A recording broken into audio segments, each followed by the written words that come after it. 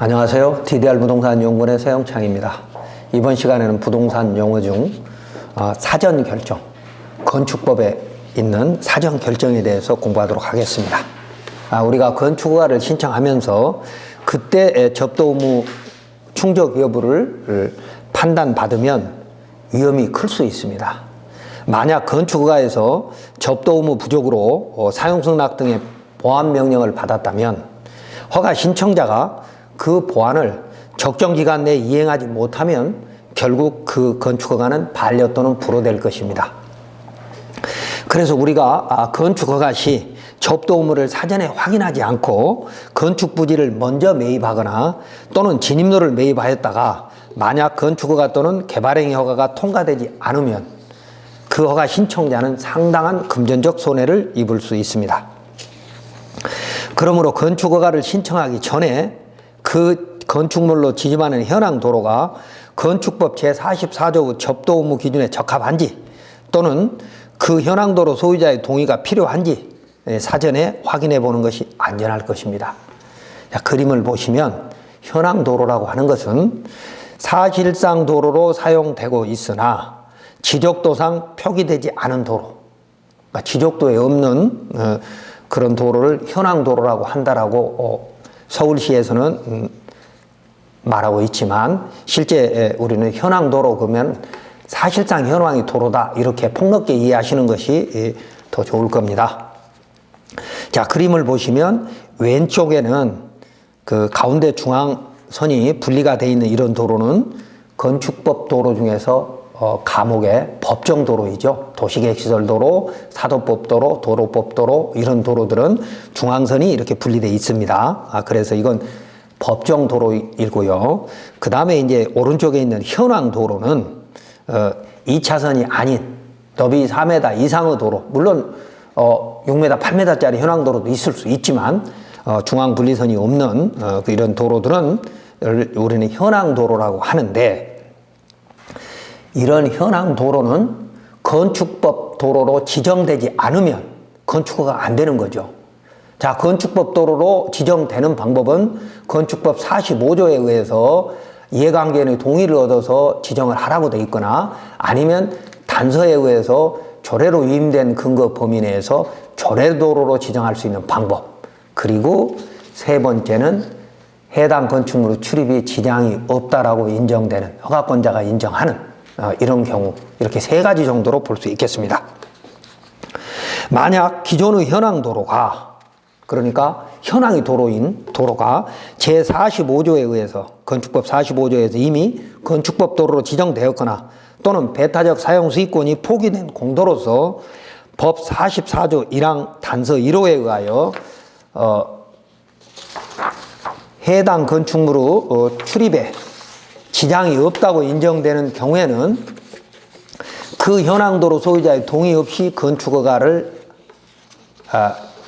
할 수 있고 또 신청할 수 있고 또는 건축법 45조 1항 단서 2호에 의해서 조례도로로 지정하면서 건축허가를 받을 수 있습니다. 이런 접도 의무를 사전에 확인할 수 있는 첫 번째 제도는 민원처리법에 의한 사전심사이고 두 번째 제도가 건축법 10조에 있는 사전 결정입니다.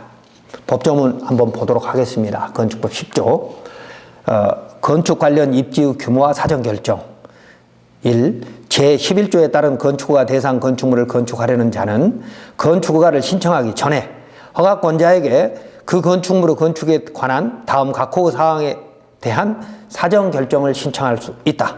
1. 해당 대지에 건축하는 것이 이 법이나 관계 법령에서 허용되는지 여부.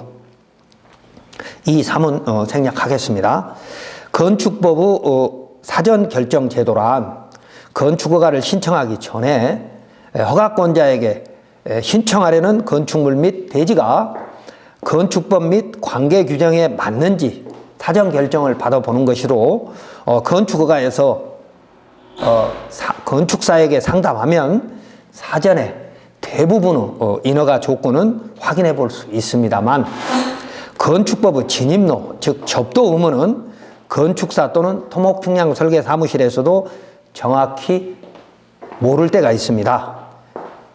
건축법 도로가 아닌, 건축법 도로는 감옥의 법정도로, 남옥의 지정도로를 말합니다. 건축법 도로가 아닌 현황도로에 접해 있거나 비도시 지역의 마을길 등에 접해 있는 대지에 관해서는 사전에 알아보기 어렵습니다. 건축사나 토목침양 설계 사무실도 말입니다. 그래서 이 사전 결정 제도의 장점은 허가권자로부터 사전 결정서로 회신받은 내용은 2년간 건축 허가서와 똑같이 유효하기 때문에 건축 허가를 받기 전에 접도 의무 및 각종 건축 허가에 있어서 위험을 사전에 제거할 수 있다는 그런 장점이 있고요. 사전 결정 제도는 접도 의무와 기타 여러 가지 위험을 제거할 수 있다. 두 번째, 개발행위 허가 및 산지 전용 또는 농지 전용, 하천 전용 허가 가능성을 사전에 알아볼 수 있는 장점이 있습니다. 그러니까 두 가지, 접도 의무 또 그리고 개발행위나 산지 전용, 농지 전용, 하천 전용 전용이 가능한지 여부를 알아볼 수 있다는 것이죠. 사전 결정은. 그러나 반면 사전 결정의 단점은 곧바로 건축허가를 신청하려는 민원인 입장에서는 건축사 및 토목측량 설계사무실에게 인허가 서류를 2번 의뢰해야 하죠. 사전 결정 때 1번, 정식 건축허가 넣을 때 1번. 그래서 그 시간과 비용이 이중으로 들어가는 부담이 있을 수 있고, 또 사전 결정은 2년 이내에 건축허가를 신청하지 않으면 사전 결정의 효력이 상실된다는 단점도 있습니다. 특히 건축법 도로, 즉 건축법 2조 1항 11호 감옥 또는 남옥, 감옥의 법정도로, 남옥은 지정도로에 접한 대지인 경우에는 사전 결정에서 접도 의무에 대한 판단을 쉽게 받을 수 있습니다. 그림을 보십시오. 건축법의 사전 결정에 대해서 왼쪽에 있는 2차선 도로는 건축법 도로의 법정도로고, 또 오른쪽 위에 있는 현황도로는 지적도에 표시 안 되는 현황도로도 있습니다만 지적도에 표시된 도로도 있고요. 이 현황도로라는 건 조금 넓은 개념으로 건축법 도로로 지정되지 않은 사실상 도로를 전부 현황도로라고 한다면, 건축법 도로로 지정됐는지 또는 조례도로로 지정될 수 있는지 이런 것들을 확인해 볼 필요가 있는 거죠. 그래서 건축법 도로 기준에 맞으면 판단을 쉽게 받을 수 있습니다. 접도 의무에 대한.